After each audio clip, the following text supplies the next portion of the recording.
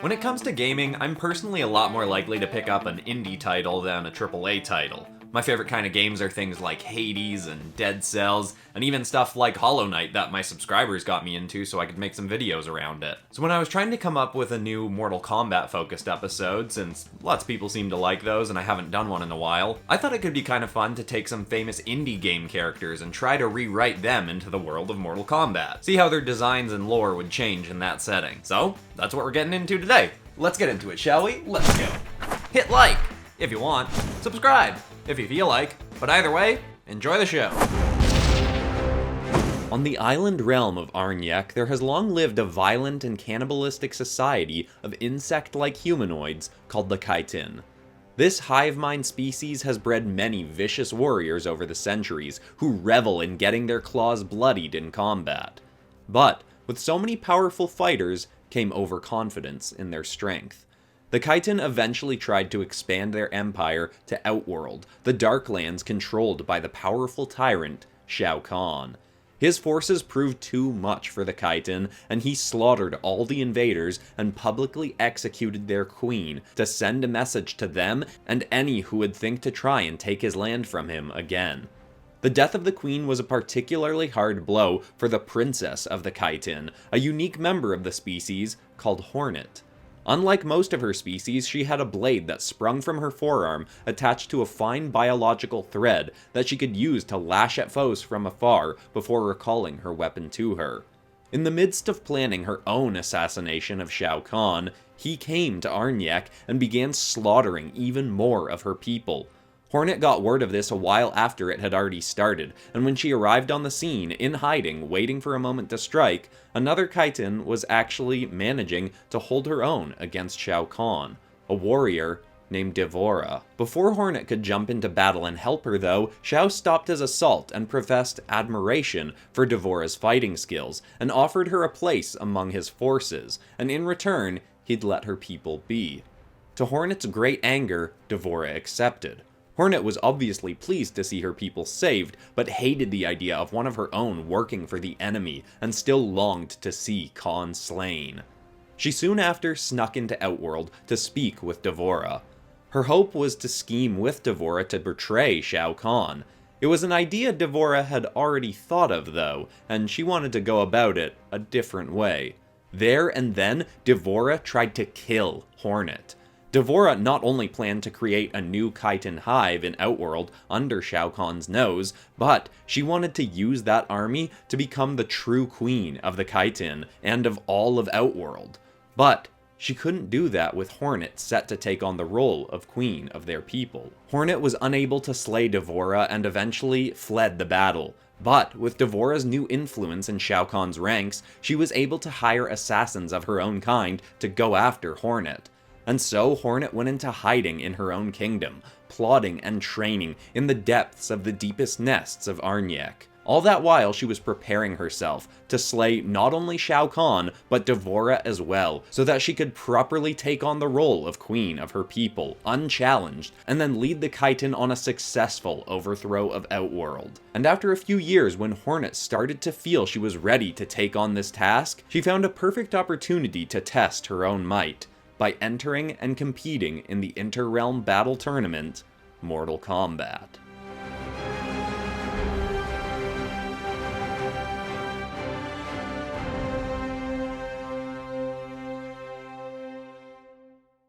As a tyrannical, cruel ruler, Shao Kahn has slain and imprisoned thousands during his reign of Outworld. So many that he'd be hard-pressed to remember even a small fraction of them. But of course, those he's jailed will never forget him. One such being was a man who got much worse than simply locked away by the Khan. Decades ago, an assassin for hire had been charged by the right hand of Shao Kahn, the dark sorcerer Quan Chi, to go to Earthrealm and kill the beings that realm's protector, Raiden, was training to compete against Shao Kahn in the next Mortal Kombat tournament. The assassin would do whatever was asked for the right price, but he made many attempts over the next weeks to kill Earthrealm's budding warriors and was thwarted at every turn. He was always able to survive the bouts with them though, and eventually this led to Raiden striking a deal with the assassin. He offered him twice what Quan Chi was willing to pay him to keep acting as though he were attempting the assassinations, while also spying on Quan Chi and Shao Kahn, reporting back to Raiden on whatever dark schemes they had planned. The assassin agreed, but this was the last deal he'd ever strike. Quan Chi quickly got wise to the assassin's betrayal and informed Shao Kahn of the traitor in their midst. Shao Kahn was outraged and demanded that the assassin not only be locked away, but be cursed to live for all eternity in imprisonment, never able to die and always remaining behind bars in the deepest dungeons of Outworld. Quan Chi did as commanded. He cursed the assassin, turning his once strong body into a bubbling heap of sentient smogging goop that he then hurled into a deep, dark pit beneath Shao Kahn's most fortified prison. This hole in the depths of the realm was where the beheaded corpses of Shao Kahn's victims were left to rot. But putting the assassin here turned out to be a mistake. The now amorphous mass of infinite life soon realized he could take over the rotting corpses of these dead warriors, getting their hearts pumping once again and taking control of them as though they were his own body. And this cunning assassin had been locked away many times before in his life, so with a working, albeit decaying body, he was well able to make a strong escape attempt. With the broadsword of the dead warrior he now possessed, the assassin broke free of the lowest layer of the prison and fought his way up and up and up, killing many prison guards. Unfortunately, by the time he'd fought through the bottom 5 floors of the prison, he was tired and weakened and unable to best the massive knight that waited at the next gate. The assassin was run through with the guard's blade. The second his rotting heart stopped, the assassin's amorphous mass vanished from the body and was transported right back to the pit. His curse meant that as soon as his host body was re-slain, he'd return to the deep, dark dungeon. But even with this frustrating revelation, the assassin was not deterred. New guards would come and new locks would be put in place to hold him back, but thanks to Quan Chi, the assassin had nothing but time. For years and years and years after that, he'd continue to make more and more escape attempts, each time using a new body and a new weapon to fight through the guards. He found the bodies of Shao Kahn and Tarkatan warriors were the most durable, but really he couldn't be picky about what body or weapons he used, once even resorting to using a frying pan as his tool of choice.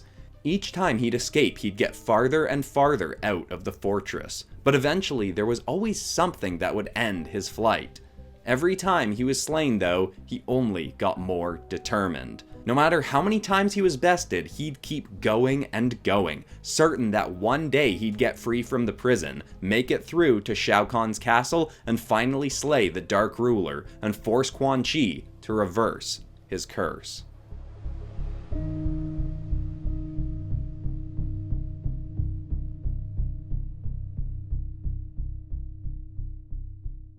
That undead assassin was not the only being to have a qualm with Quan Chi.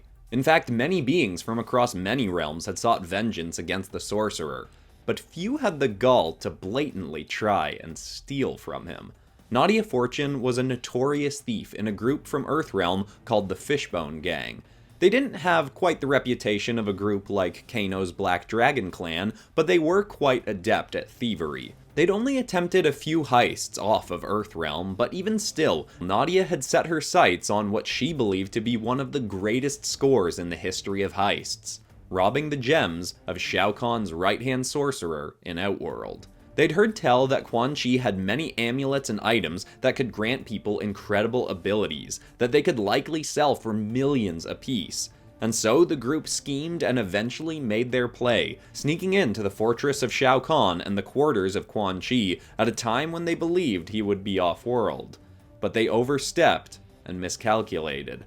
Quan Chi was alerted to the break-in attempt and caught the band of thieves red-handed. They all scattered and tried to flee to no avail. All of them were slaughtered. Nadia got the farthest, making it out of the castle and partway across the grounds, but she knew guards and the sorcerer himself were gaining on her. The only item she'd grabbed on her way out was a glimmering gemstone. She considered dropping it, but thought that was too easy for the sorcerer. If he was going to catch her and kill her, he'd have to take the gem from her lifeless corpse. So, she secretly tossed it in her mouth and swallowed it She didn't make it far after that. On Quan Chi's orders, Ms. Fortune was sliced into pieces and killed. Soon after, though, as Quan Chi was ensuring all his artifacts were accounted for, he realized that his precious life gem was missing. It was an item that, if used properly, could grant the user immortality.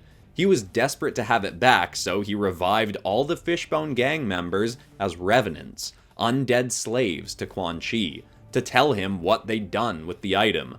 Something odd happened, though, when Nadia was resurrected. The gem in her stomach, the very one Quan Chi was looking for, reacted to the Revenant spell, and when she came back, she kept all the faculties she'd had in life, and more. Quan Chi couldn't control her, even in her Revenant form. He also couldn't re-kill her. She attempted again to flee the scene, and once more the guards were chopping away at her, but this time it was totally ineffective. Her limbs would quickly come back to her and reattach. She even found she could stretch her limbs out, baring unskinned muscle as they reached towards foes to strike them, then return to a somewhat normal state. She escaped back to Earthrealm, but Quan Chi sent the Revenant versions of her old allies to apprehend her.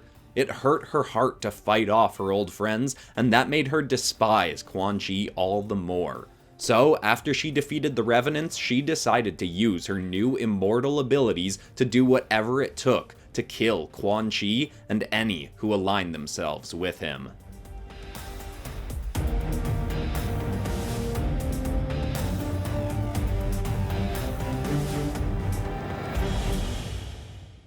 The Netherrealm is not a place many enjoy spending time. It is a dark dimension of death made up of thousands of layers of flaming wastelands. It's a realm that only evil is thought to reside in, but there are some few good souls trapped there who long to leave. Zagreus is one of these beings who has his sights set on freedom and a life in Earthrealm. Unfortunately, his father, the ruler of this dark realm, refuses to allow him to leave. The fallen elder god, Shinnok, had Zagreus with a woman from Earthrealm who'd long since fled from Shinnok's side.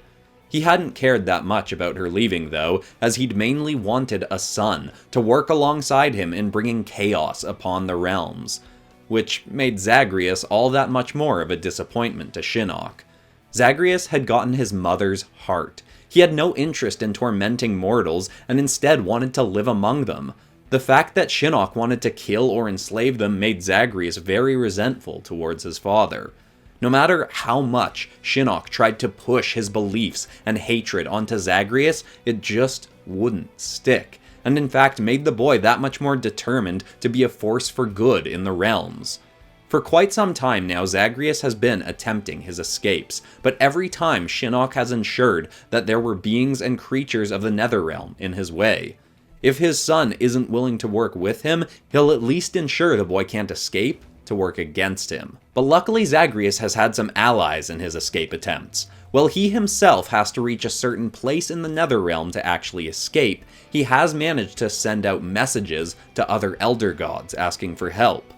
Lord Raiden has heard these calls and is eager to have Zagreus join him at his side, as another strong hand to use against Shinnok and his schemes.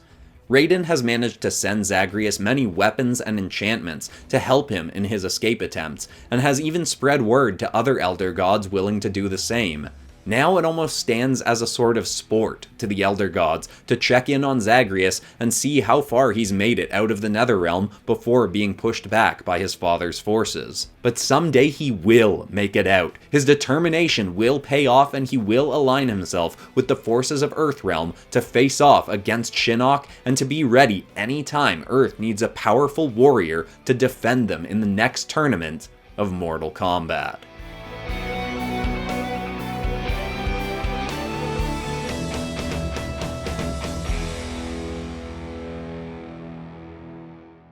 So there it is. Famous indie game characters in Mortal Kombat. I'm definitely curious if other people have other ideas for characters that they think would have worked well in Mortal Kombat, so let me know in the comments. Definitely open to another round of this, or just doing another famous indie game characters as anything else kind of episode. I get a lot of different requests for different indie games to work with, whether in an episode like this, or just focusing a whole episode around it. Undertale is one I'm definitely looking into. I considered it for this episode, but when I started looking into the lore, I was like, oh yeah, I definitely need more time with this before I can work it into an episode. But there's also tons and tons of other stuff people have suggested I work with. And of course, if you're new to the channel and you want more Mortal Kombat focused stuff, you can always check out my last Mortal Kombat episodes, where I took famous animated characters and reworked them into the Mortal Kombat universe. Got some other ones as well, like Marvel Kombat, as you can see with my Wolverine Scorpion on my shoulder here. But besides that, that's all for today, except of course for ending this video on some kind of positive or uplifting note. And the idea I want to leave people with today is the idea that you shouldn't wait for things to change in your life to feel better. You should do what you can to feel better now and watch how things in your life change because of it. When you have a more positive attitude and take more positive actions, things are likely to change for the better in your life a lot faster. I hope that's helpful to someone out there. Thanks so much for watching, everybody. I love you all, and I'll see you all in the next episode on Friday. Goodbye.